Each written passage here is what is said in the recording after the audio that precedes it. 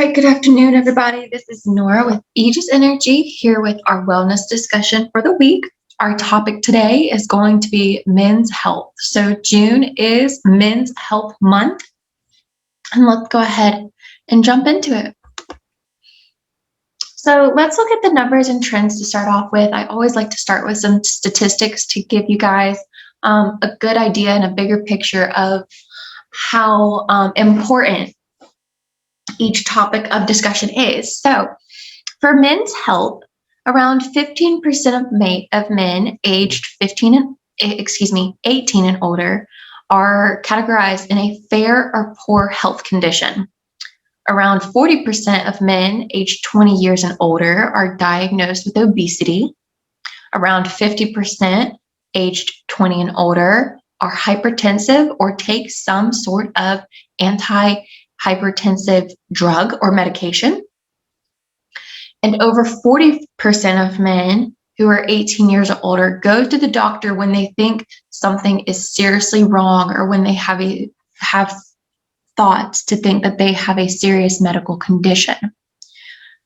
More than half of men say their health wasn't something that was discussed, and we'll kind of talk on that a little bit later. And then some of the leading causes of death for most men are heart disease and cancer.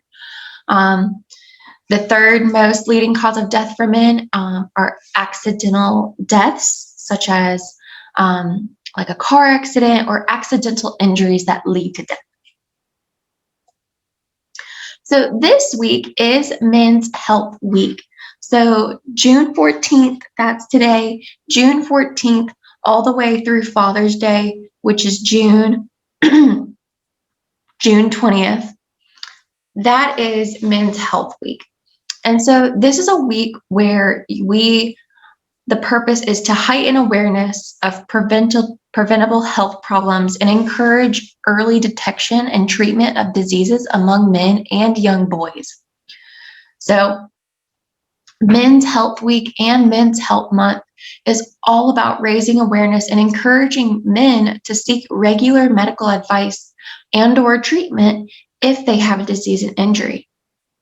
Recognition from the White House provides encouragement to men, boys, and their families around the globe. So this is a global awareness and global international movement that is going.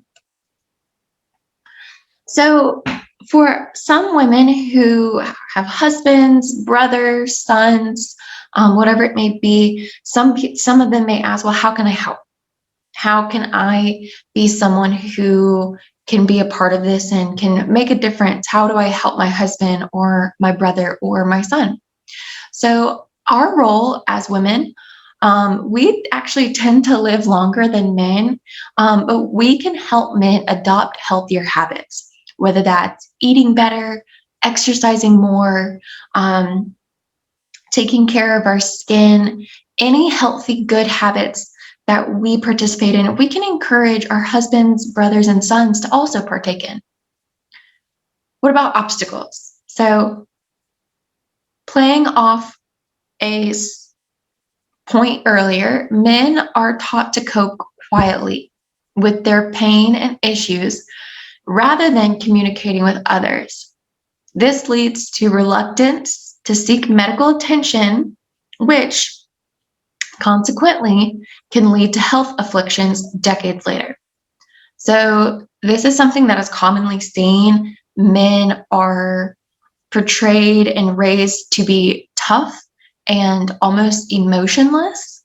They're not supposed to talk about what's wrong with them. They are the provider and they are the protector of their family, so they can't have anything wrong with them. That is kind of this notion that we have and the stigma that we've placed on men.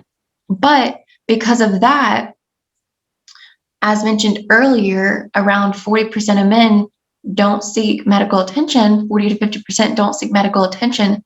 That reluctance to be open and communicate with others potential health problems that you may have can cause serious health issues down the road. in the long-term scheme of things. So it's important to be open, be communicative. If there's anything physically or mentally that is of concern, it's important to go seek medical advice regularly from a doctor.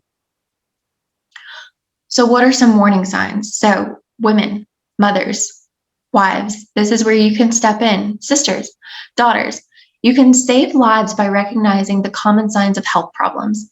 A lot of telltale signs include difficulty breathing, chest pain, fatigue, changes in bowel or bladder habits, unexplained weight loss, and there's so many, many more that we can pick up on.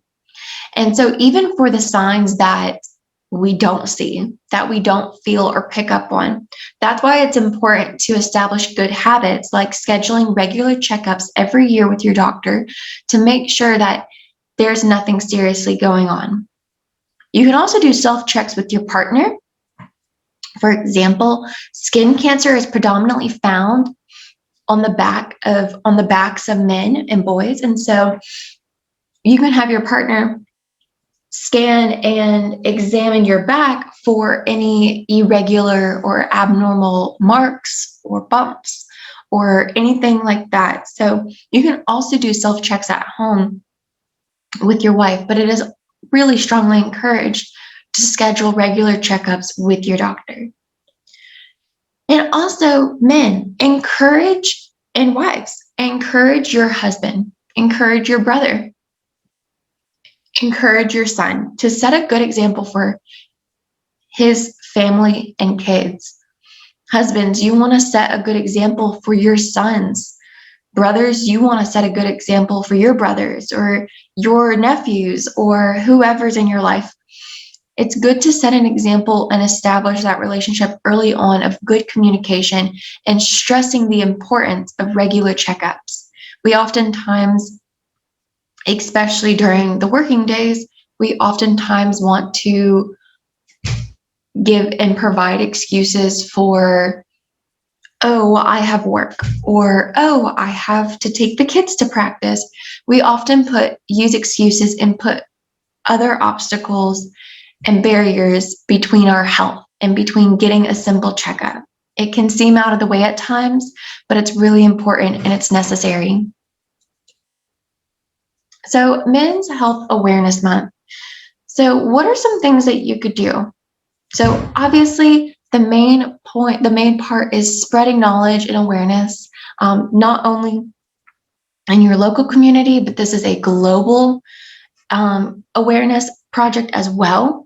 You can fundraise and donate money to the Men's Health Month website, as well as within your community. And so the Men's Health Month color is blue. So choose blue. Choose to wear blue. Represent this week men in your life who may have had medical problems or issues that were resolved or cared for by the promotion of Men's Health Month. You can also plan a health fair with fundraising. You can plan a health fair at your place of work, within your community, within your church group. That can help spread knowledge and awareness to those around you who you care about. And so that's all I have for today's discussion of topic, y'all. Thanks so much for joining me. I hope you guys read some cool, interesting information and facts from this topic. My name is Nora with Aegis Energy here at Presbyterian Village. Thanks so much for joining me.